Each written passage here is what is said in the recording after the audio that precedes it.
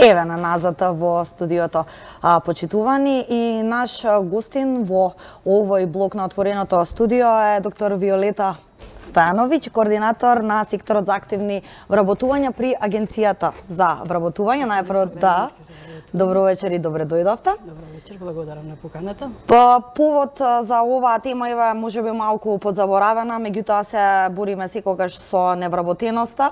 Е исто така еден вид на промоција на оние активни мерки кои што се спроведуваат од страна на агенцијата. Секако денеска во фокусот беше и презентацијата на планот, оперативниот план од 2018 година. Јаде да стартуваме најпрво со тоа.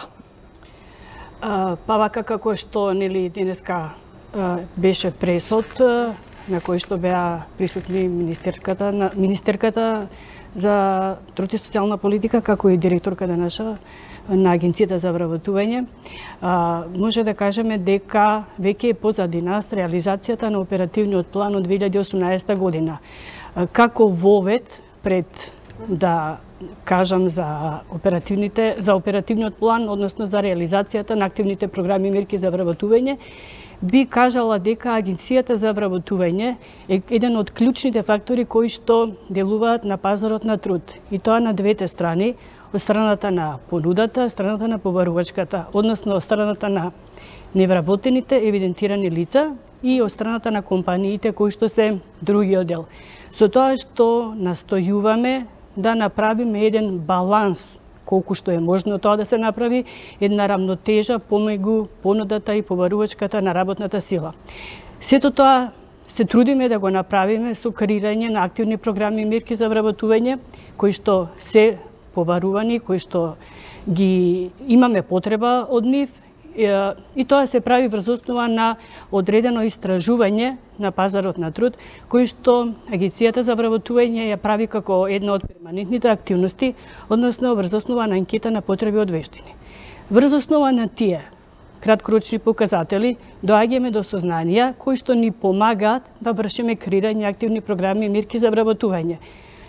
Тоа е встушност се делови од оперативниот план кој што и сега го споменавме. Што покажуваат вашите анкети околу овие вештини за пазарот на трудот? Само да напоменам дека ова анкета која што беше реализирана во месец октомври 2018 година беше извршена врз основа на еден примерок, и тоа можам точно да кажам дека примерокот е од 3140 работодавачи, врз основа на 3140 работодавачи. Офатот и реализираноста на овој примерок беше навистина доста висок, повеќе од 96%. Во овој примерок се влезени сите големи работодавачи со 250 и повеќе вработени, како и сите средни по големина работодавачи кои што се со 50 до 249 вработени, а по случаен избор беа мали работодавачи од 7 до 49 вработени. Ова да нагласам дека е секако примерокот врз основа на приватниот сектор. Тоа се врз основа на тие истражувања, односно врз основа на тие краткорочни показатели, доаѓаме до сознанија кои што, како што реков, ни помага за креирање на активни програми и мерки за вработување, а кои што покажуваат дека во периодот од 6 до 12 месеци во 1883 анкетирани работодавачи од приватниот сектор се очекува да се реализираат над 18.000 вработувања. Исто така тие показатели ни покажуваат што се бара, значи на пазарот на труд, со кој образование работната сила се побарува. Например, може да напоменам дека од високото образование се бараат програмери, доктори по општа медицина, економисти, машински инженери и сигурно и други невработена сила со други, тие се во фокусот. Понатака со средно и висше образование, техничките оператори, електротехничарите, комерцијалисти, администратори, тоа со средно и висше образование.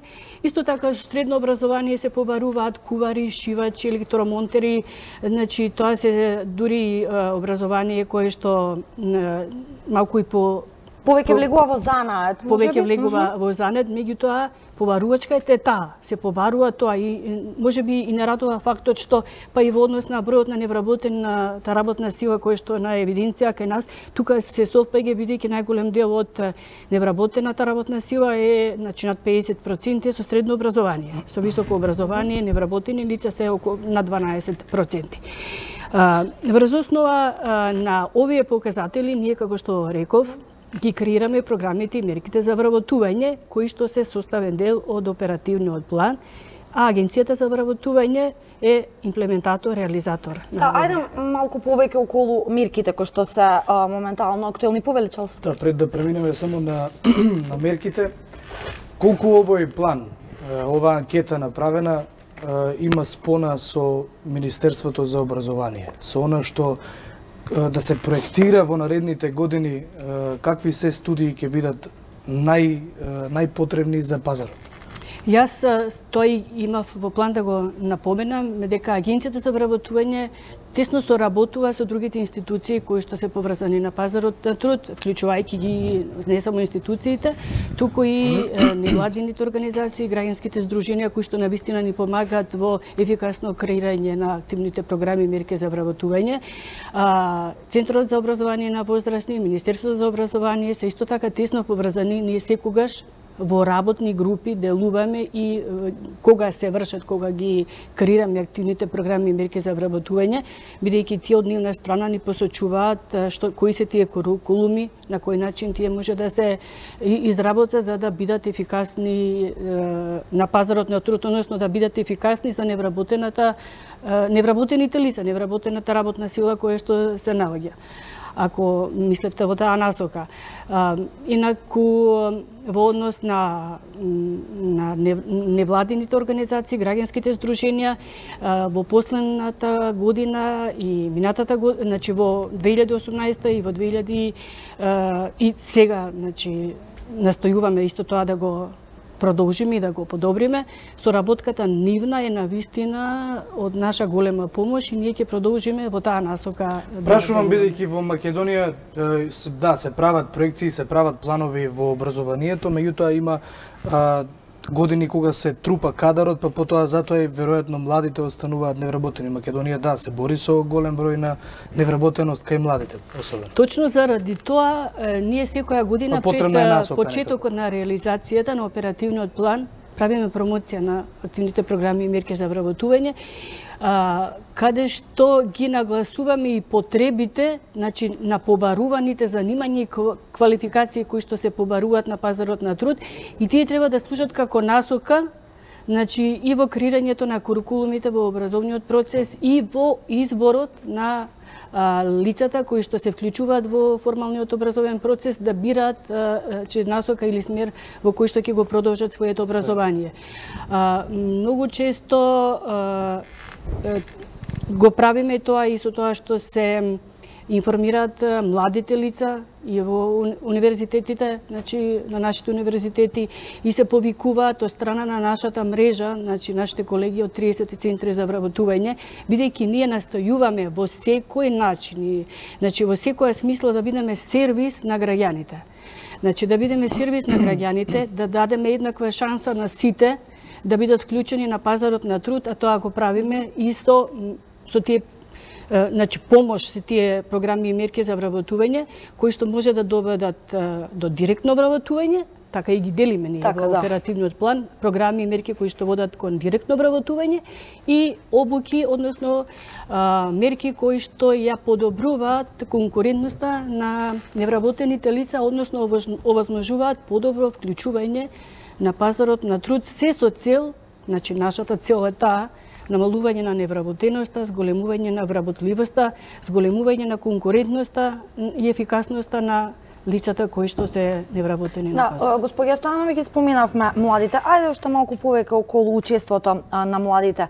Лани чинам беше презентиране, односно беше имаше пилотирање на еден проект наречен Младинска гаранција. Гаранција на млади, така? Младинска гаранција. Докаде е овој проект има ли некаков епилог? Еве, можеби од оваа временска дистанца. Ние со задоволство може да напоменеме дека гаранцијата на млади, која што беше дел од оперативниот план во 2018 година, покажа на вистина голем интерес и резултати.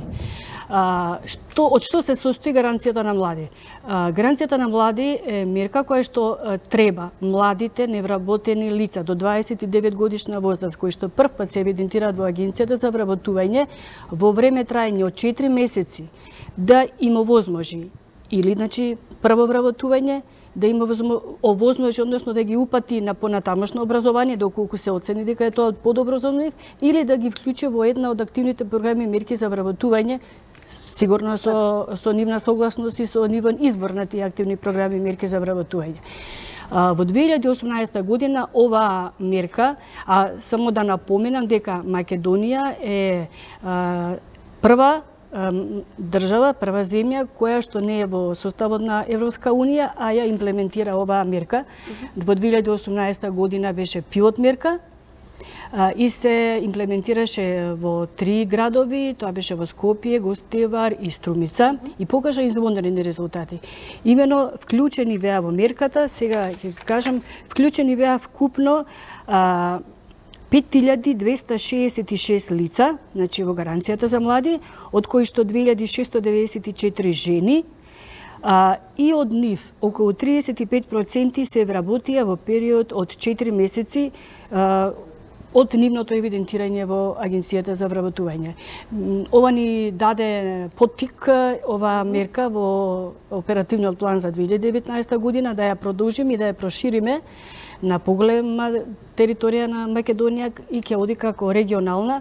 Сигурно ќе има и известни подобрувања, се со цел младите да се вклучат побрзо на пазарот на труд после нивното завршување на образованието, формално образованието, за да не се намалат тие, значи, тие нивниот мотив за вработување, понатака квалитетот на нивното образование кое што до тогаш го, значи, вложиле во образованието, и тоа е целта на намалување на младите лица до 29 годишна возраст е наш приоритет. Бидејќи секогаш се обидуваме во отвореното студио 1 да ја анимираме и јавноста, имаме гледач на линија, можеби има некоја прашање или има коментар на темава, па ајде. Значи не сакате прашање и коментари. Па тоа работа. Добро, ајде. Очигледно имавме недоразбирање со гледачот. Само што ве вклучивме во програма, господине, доколку не гледате, слободно повторно може да се јавите и да го слушнеме вашето прашање, став или коментар. Ако се случува да почекате 20-30 секунди додека трае разговорот, додека ве вклучиме, сепак ќе бидете вклучени. Да, продолжуваме ние со разговорот. Околу учеството на опфатот, можеби во оперативниот план на лицата кои беа вклучени во 2018 година. Да, јас сакав можеби малку и околу оној, нели, обуката за практиканство да продискутираме повторно со фокусот на младите. Нели имаше и нов предлог закон во овој однос. Вие не би навлегувале секако во законот, меѓутоа може ли да даде некои добри дополнителни резултати? И за практиканството ќе напоменам дека беше една од најбараните мерки во 2018 година од страна на младите лица. Во 2018 година оваа мерка се, значи, претходно беше до 29 годишна возраст, ги опаќаше младите лица, сега до 34 годишна возраст. И самата бројка од склучени 1263 невработени лица до 34 годишна возраст во мерката практиканство покажува големиот интерес за оваа мерка. Се надеваме дека работното искуство кои што овие лица го стекнале во фирмите каде што практицирале и сега се продолжи време траењето на практицирањето во 2018 година, се надеваме дека и да не се вработат во фирмите кои што практицирале, ќе имаат работно искуство кои што ќе им овозможи полесен пристап во другите компании. А потоа тие компании да го почитуваат тоа практиканство кое што го одминале, бидејќи така и се стекнува тоа работно искуство, особено што во Македонија многу често кандидати тоа е една од отпаѓаат. причините за да не се примат младите лица во компаниите, немањето работно искуство, затоа и настојуваме и таа ќе биде сигурно ќе биде дел од оперативниот план 2019 година, како што кажавте, тоа не потикна и да се донесе и законот за практиканство кој е во во собраниска процедура. Имаме гледач, да, така? Имаме гледач. Ајде, добро вечер, повелете во програмата. Добро вечер, сакам да прашам во врска со грант за самовработување. Во врска со Грантови за вработување. Повелете. Самовработување. Повелете. Ало? Ве слушаме одлично во студиото, ќе ве замолам на почеток само да го намалите сакам да ве тебе. прашам во врска со самовработување грантови, дали ќе се пуштаат оваа година и кога би се пуштиле? Во ред ви благодариме за вашето јавување. Токму и за тоа, нели, сакав да дискутирам, можеби и повеќе. Програмата самовработување е исто програма која што навистина побудува интерес кај невработените лица. Тоа е тој дел од програми кои што водат кон директно вработување, односно овозможува формирање на собствен бизнис од страна на евидентирани невработени лица, односно како што тие сакаат да кажат сам свој газда. Особено младите лица го сакаат тој израз да го користат, сам свој газда. Имено и самовработувањето ќе биде и дел од оперативниот план 2019 година.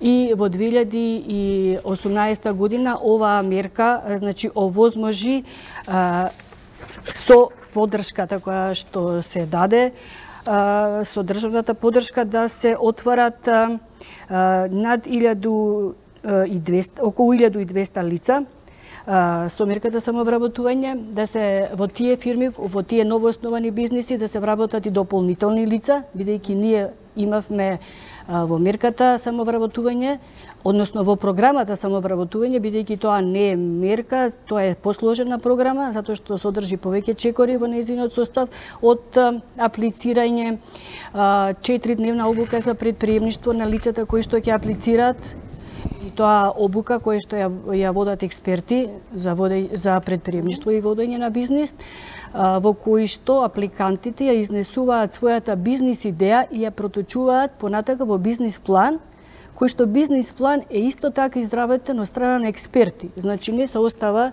да биде изработено аматерски, бидејќи тој бизнис план понатака ќе им помогне на лицата кои што ќе основаат фирма да им биде и патоказ во понатамошното работење.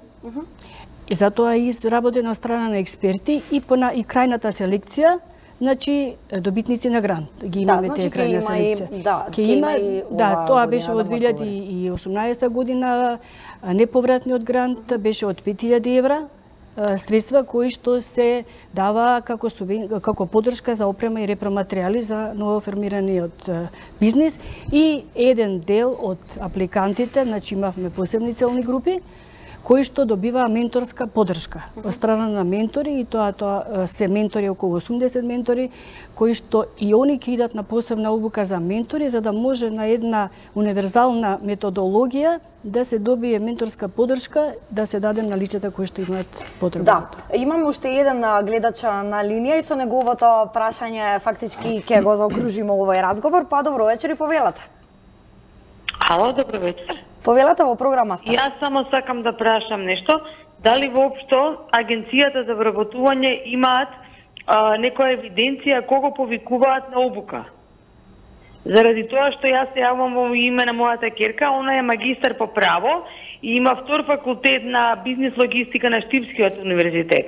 И нејзе ја повикуваат за месар, за да вози хеликоптер и да биде со Д категорија за шофер на теретен камион, да речеме.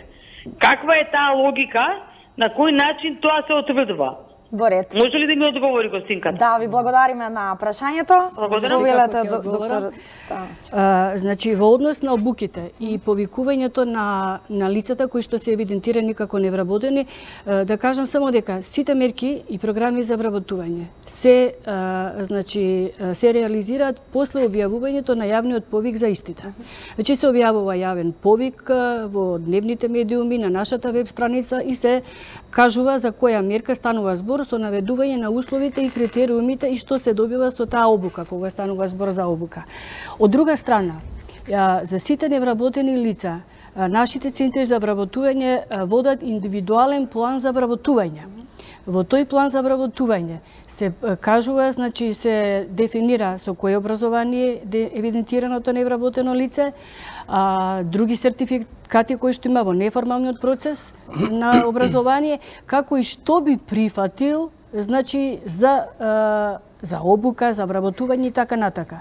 Не знам за кој центар станува збор, не знам дали лицето имало во индивидуалниот план за вработување, меѓутоа можам да кажам дека се настојува да се повикаат лица кои што се соодветни со образованието за тие обуки, доколку лицето само навело дека, например, сака да биде обучено во таа насока, се повикуваат тие лица без разлика дали одговара, мислам без разлика дали е со средно или високо образование, доколку е наведено во индивидуално план за вработување дека лицето сака да оди на обука, на одредена обука без разлика на степенот на образование, се повикува лицето. За овој случај ја повикувам странката слободно да се јави и во централната служба, во Агенцијата за вработување, во секторот за активни програми и мерки за вработување, кај нас, или во Центарот за вработување, каде што се реализирала обуката, да видиме точно за што станува збор, бидејќи и кога станува збор за вработување, се повикуваат лица кои што, какво е побарувачка, мислам, од страна на компанијата, со какво образование се побарува, ние пребаруваме при посредување лица кои што одговараат на Бидејќи сме на самиот крај, мораме да завршуваме. Господин Стојановиќ, кратко едно прашање. Се јавуваат ли во Агенцијата за вработување политичари или било какви луѓе кои што се намогзе да ургираат за вработување одредени? Знаете што, значи, Агенцијата за вработување, особено во последната година, со самите утврдени услови, критериуми, што се јасно дефинирани и во оперативниот план, и во оперативните упатства, а сите тие документи се на веб страницата на Агенцијата за вработување, значи работните групи се формираат за селекција на грантовите, за селекција на обуките, за селекција на сите апликанти кои што се во Агенцијата за вработување. Ние настојуваме на вистина транспарентен начин да ги извршиме сите, значи, сите селекции кои што се однесуваат на активните програми мерки за вработување. Објавувањето на списоците со апликанти и со добитници, дали станува збор за грантови, дали станува збор за субвенционирање, дали станува збор за обуки, се јавно, транспарентно на нашата веб страница. Значи, секој има право да дојде, да ја провери постапката и да биде објаснета од стручните служби. На тој начин мислам дека ова не држи. Така, добро. Не постои теза, прашам се. Да, ви благодариме за вашето гостување, иако имаше уште за многу што да дискутираме, некоја следна прилика. Со задоволство. Да. Благодарам на поканата. Јана, ние овде се одјавуваме така. Следни кои што ќе ги гледате во студиото се колегите Кабранов и Бојан Јовановски, кои што пак ќе разговараат на други теми. Но најпрво забавниот дел. Пријатно. Пријатно.